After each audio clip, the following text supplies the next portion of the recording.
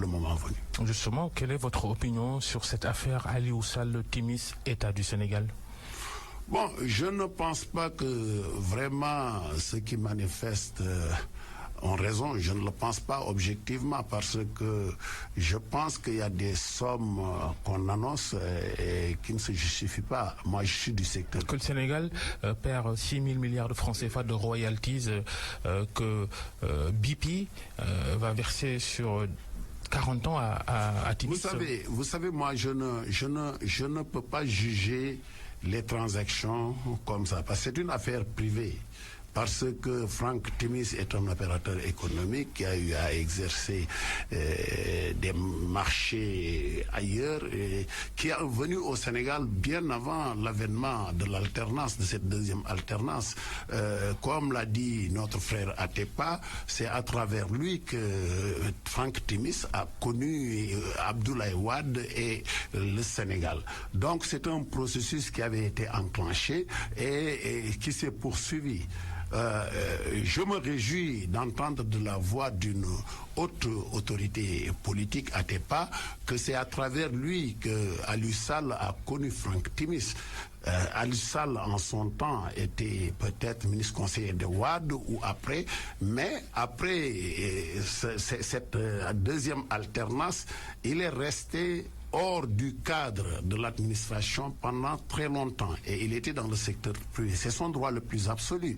On ne peut pas lui reprocher de ne pas être dans le gouvernement, dans les sphères du pouvoir et de ne pas être dans le secteur privé pour travailler comme tout un autre Sénégalais. Et je suis très désolé d'entendre que Aliou Sall aurait touché de l'argent par quelle voie ou par quel moyen, mais si on reproche cela à Aliou Sall, on doit le reprocher cela à beaucoup de Sénégalais qui ont bénéficié des marchés, qui ont fait des sous-traitances, qui ont eu à acheter des biens de l'État à un franc symbolique dans le passé. Donc, s'il y a ce débat, c'est parce que c'est le frère du président Wade, du président Macky Sall, qui est dans une affaire et on essaie de salir le président, on essaie de salir son frère, mais je ne pense pas que ça soit très sérieux. Ah oui, vous parlez de l'arrivée de Franck Timis au Sénégal en 2011, pendant qu'Abdoulaye Wade était encore président de la République. Macky Sall a aussi signé des décrets en faveur de Franck Timis. Oui, mais vous savez, le président, il a la haute main sur toutes les transactions qui concernent l'État. Donc, je ne peux pas dire qu'il ne devrait pas, parce que je ne suis pas proche du dossier, mais je pense objectivement que le président, avant de signer, il a été bien conseillé. Et j'ai entendu de la voix de Atepa que si Franck Timis n'était pas impliqué dans cette affaire de pétrole, aujourd'hui on ne parle pas de pétrole ici au Sénégal. Donc il a joué un rôle déterminant. Qu'il avait les compétences ou pas, je pense qu'il avait bel et bien des compétences. Les compétences, c'est connaître des gens, connaître des entreprises ou des sociétés qui ont des compétences de faire le boulot. Et Franck Timis a dû gérer cela et aujourd'hui on parle du pétrole qui sera dans le marché à l'horizon 2022-2023. Il y a des interrogations autour de tout cela quand même, Moustapha Cissé Lo. Je donne l'exemple de ces nombreuses versions sur cette transaction de 250 000 $ évoquée par la chaîne BBC dans son reportage.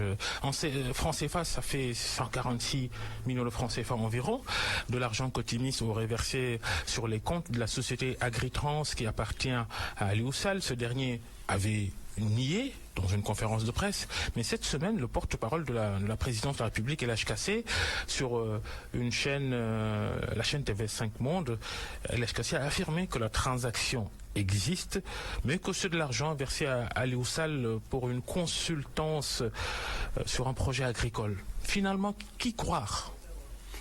Oui, mais il faut prendre les gens au mot. C'est ça qui est important. Mais aujourd'hui, le président de la République, son Excellence Macky Sall, a pris la balle au rebond et a instruit le procureur de la République pour faire la lumière dans cette affaire. Donc, je pense que la vérité finira par triompher. Et qui a raison? Parce que si on m'avait dit que c'est Aliou Sall qui a dit, attendez, Aliou Sall, il a sa version des faits. S'il a reçu, mais il va dire aux Sénégalais, j'ai reçu au titre de... Et ça, c'est important. Mais aujourd'hui, il ne faut pas aller vite en besogne et dire que oui, c'est BBC qui a raison ou c'est Kassé qui a raison. Vous avez entendu deux versions. Attendons, nous allons en savoir plus. Quand c'est le conseil en communication du président de la République qui dit ça, quand même. Mais il n'avait pas été mandaté par le président de la République pour parler de cette question. C'est M. Kassé, ministre conseiller à la présidence, qui a parlé en son nom et qui a la liberté. Moi, je ne parle pas au nom de l'APR, je suis vice-président de l'Assemblée nationale. Je viens répondre à votre invitation et répondre aux questions que vous allez me poser. Et je vais vous dire ce que je sais de toutes ces questions. Ce que El Hadj Kassé a dit, ça n'engage pas Macky Sall pour vous? Non, ça ne peut pas engager Macky Sall, ça ne peut pas engager Aliou Sall. Parce qu'Aliou Sall est là et c'est le concerné. Il faut l'écouter et vraiment le prendre au mot.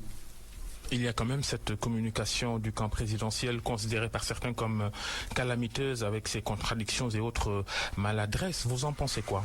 Non mais Babacar, il ne faut pas considérer que c'est la communication de la présidence. Le président est du camp présidentiel. Oui, du camp. Il est vrai, le camp présidentiel est très vaste. Du gouvernement, du parti politique, il y a le la gouvernement, coalition. il y a les députés, il y a tout le monde. C'est une question qui concerne le peuple sénégalais. Il y a des opposants qui sont dans la rue, qui donnent des versions qui ne sont pas forcément vraies. Parce que nous avons écouté plusieurs versions de l'opposition. Et cela pense qu'ils peuvent créer la cisanie, créer la tension pour que ce régime puisse tomber. Et je pense que ça ne va pas se passer comme ça. Nous sommes bien outillés et bien armés pour répondre s'il y a une question en discussion. Nous allons en tout cas essayer de trouver les mots pour répondre et pour convaincre ceux qui nous écoutent. Oui, je parlais